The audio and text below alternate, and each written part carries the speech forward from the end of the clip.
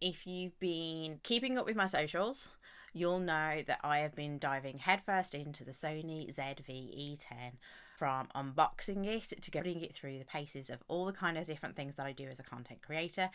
And I'll be answering all of your questions. I am going to put chapters in, so if you need to kind of chop and change, but just to give you an overview of what we're looking at setup and accessories. We'll be looking at photography settings and making sure that you understand and how to change all of those, plus my recommendations for certain ones of them, how to do cinematic video, so your vlogging style and b-roll, and then how to live stream with it as well, looking at those settings, looking at make sure that everything's good.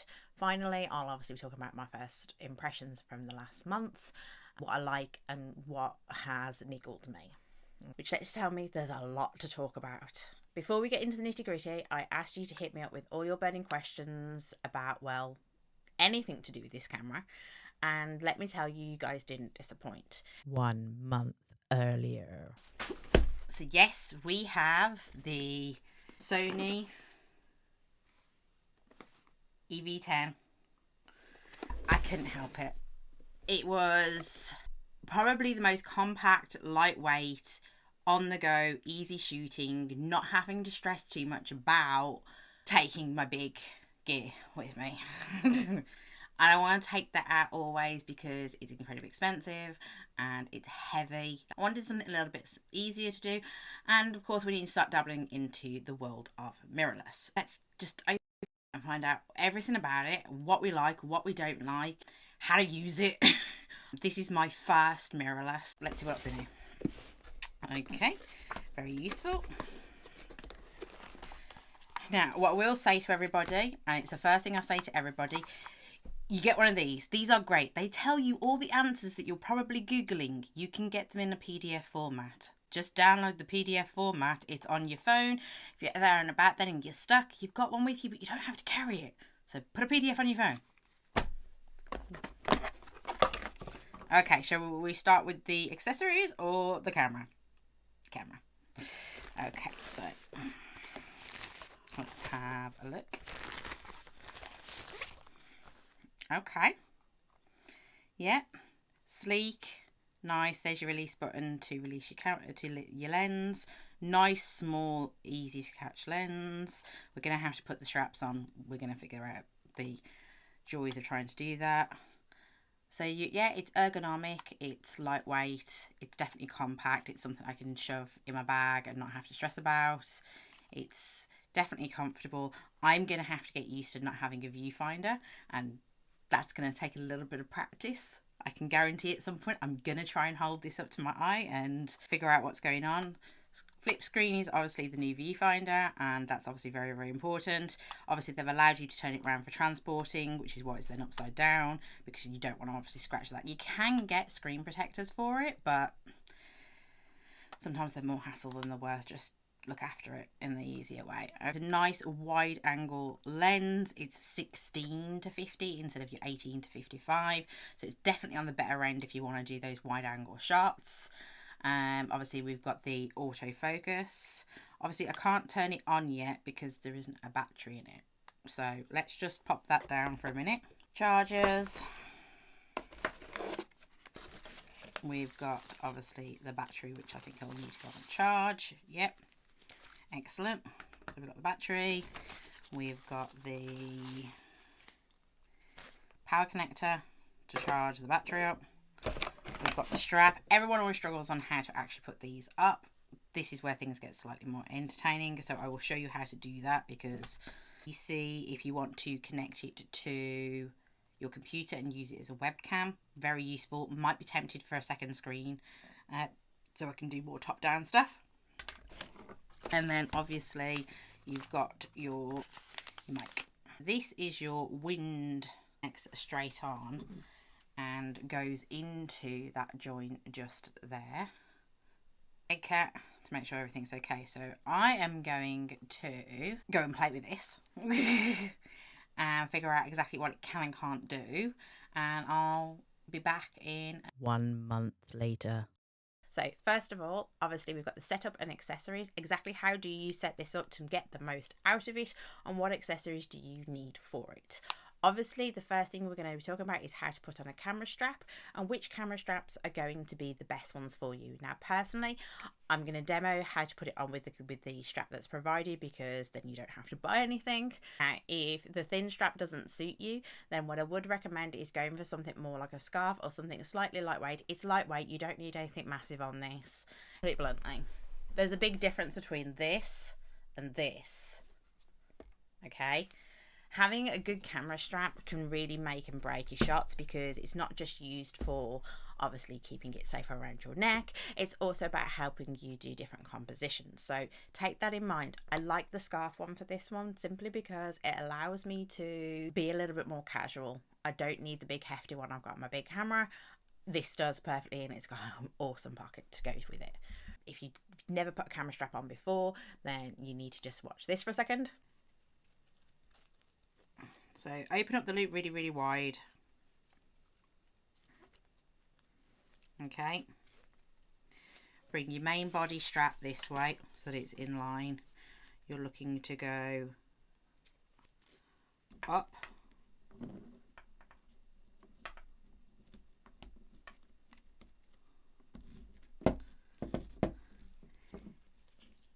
Into that first one. Pull it through so you've got enough length. Back down.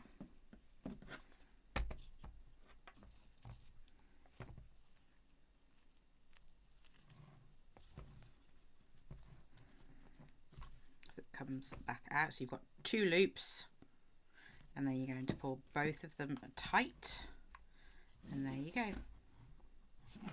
It's attached. And you're going to repeat it on this side.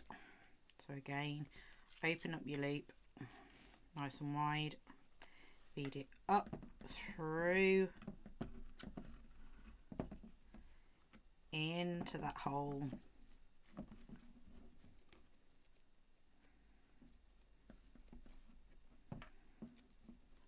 into that second one so it comes back up, and then you can pull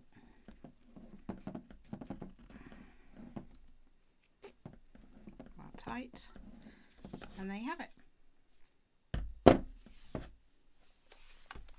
Because you can do this and it allows you to have more, it's like a gimbal. What I will say to you is picking the right strap is quite important, and you know, the little one they gave was fine. I found it a little bit annoying, so I've obviously hooked myself up with a slightly more comfortable. I do think it's a comfortable thing when it comes to using a fabric scarf strap. Please don't risk not having any strap. Use the one that you've got, or get yourself another one. And if you would like something a little bit different and know my recommendations for different kinds of straps, especially things with quick release and different mounting points, please check out the blog post below, because it will be a lifesaver. What lens would you put for the Sony ZV-E10? Now, I've been using the kit lens for the last month because I wanted to really get into grips of the benefits and the cons, the things that have frustrated me. I think the biggest con with all kit lenses is because of the way they set up the aperture on it. It obviously has a very mediocre aperture with it, and I am very much used to my 1.8, my 2.8, and I missed it. That's probably the biggest thing I missed. But if you're using it for B-roll and vlogging and not photography, then you don't want the 2.8, shockingly enough. You want the higher rate, because otherwise you're going to have focus issues. So it's balancing things out. It's definitely leaning towards the vlogging, which was the purpose I bought it for. Does it have a place for photography? Absolutely. But if you're going to do more photography with this kind of lens, with this kind of camera, then I would recommend probably replacing the kit lens for something like the 10 to 20, because it's got a much smoother aperture. Or I would go as far as getting maybe an 18 to 135, because that would give you the versatility if you're out and about and you wanted something that captured anything as you're going. So as a travel camera, if you want to go on holiday, then definitely I would recommend that. It has a fairly standard 1/4 inch thread on it, so you can mount it onto pretty much any tripod that you've got going on, and that obviously makes life a lot easier. When it comes to photography settings, then you're obviously going to need to know how to do the nitty gritty. So first we're going to obviously make sure that we are in photography mode. If you want to change the aperture, the shutter speed, all you need to do is rotate this wheel here, and you can definitely have a good range of aperture. And if you want to do the aperture, then it's this one up here, and that's if you're in manual mode. Okay, so there's your two obvious ones. ISO I have set to auto because it just makes more sense. However, if you did want to obviously change that out and set yourself a lower one, then you've got the settings there, and you just obviously can move up and down. In terms of setting your white balance, again, you can either choose to go into the menu itself. You'll be looking at tab 1, page 8, and you can obviously set it to what you need it to be. I will say auto is definitely my personal preference when it comes to these cameras, because I do find that setting it to an auto white balance enables you to play around with it just that little bit more in post-processing, so just bear that in mind. If you want to set up your exposure compensation, then you are going to go to tab 1, page 6, and I currently have mine set to minus 0.3. It just gives me that little bit of dynamic range that I'm looking for in my shots. What I will say is, especially when it comes to Sony, setting up your zebras is absolutely fantastic and something I highly recommend. Tab 2, page 7, you can set your zebra setting to on. I have mine set to about 75 at the moment, and if you don't know what a zebra setting is, it basically tells you when there's a highlight warning. If you're overexposed for whatever reason, it will display as a zebra for you. There you go. It tells you where you've got an exposure warning problem, which is obviously where you'll lose detail. So from a photography point of view, zebras are absolutely fantastic, and it makes sure that you don't have any hot spots in things like your shoots. Very, very useful to have. I would seriously consider making sure that you set those up. Next, we're going to be talking about focus. So again, we're going to go into tab 1, page 4. You can set your focus mode. Personally, I've got mine set to continuous AF. I find it useful. I don't find it too annoying at the moment for what I'm looking for, and it just enables me to keep an eye on things and be able to set my zone appropriately. What I will say is consider your zone area, and zone is obviously where I tend to stay for things like photography, if I'm doing something like a product or something like that. So it just enables you to make sure, remember there is a minimal. So that was page 4. If you want to do manual focus for whatever reason, you can obviously do that in here as well by simply going down to MF.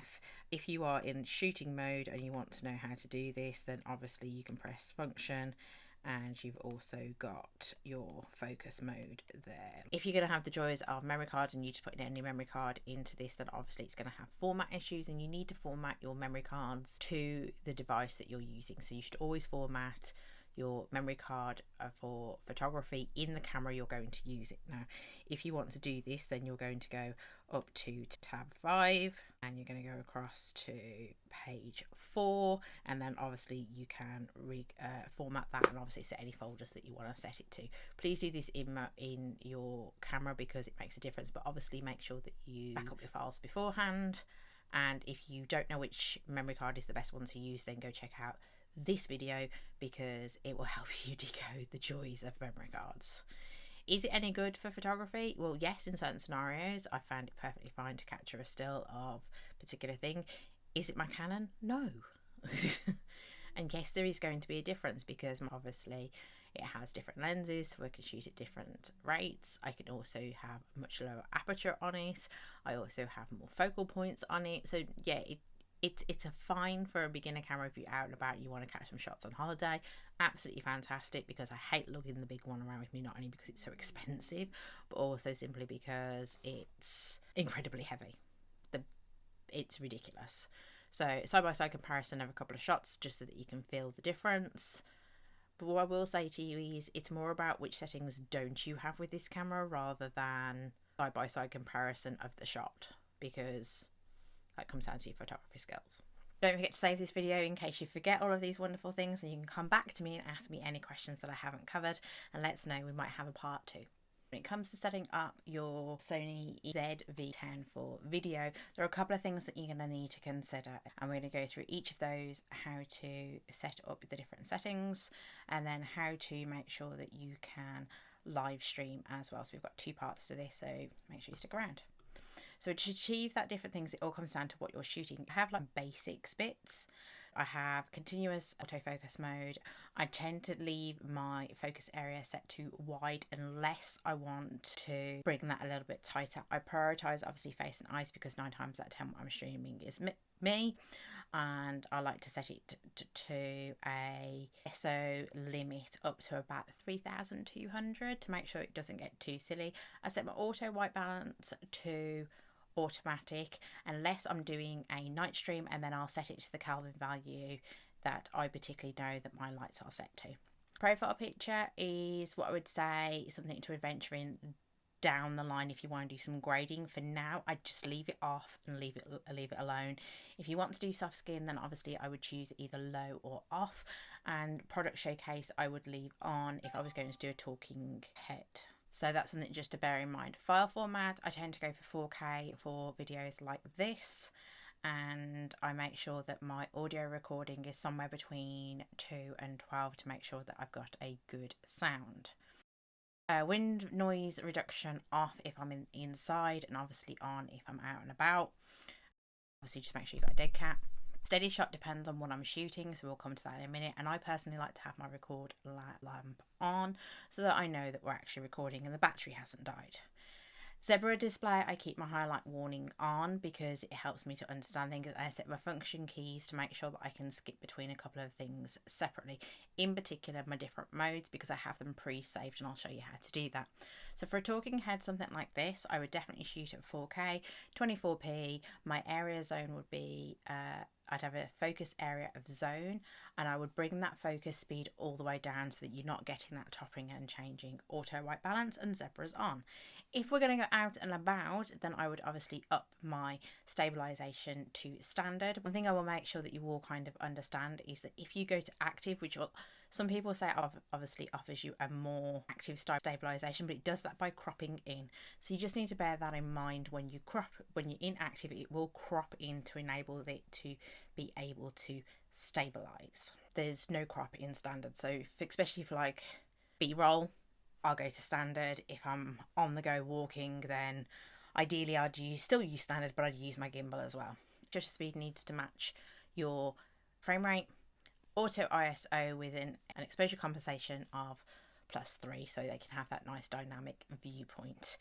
If you want to save battery, because that's something you need to consider, then I would highly recommend turning it into airplane mode to save battery.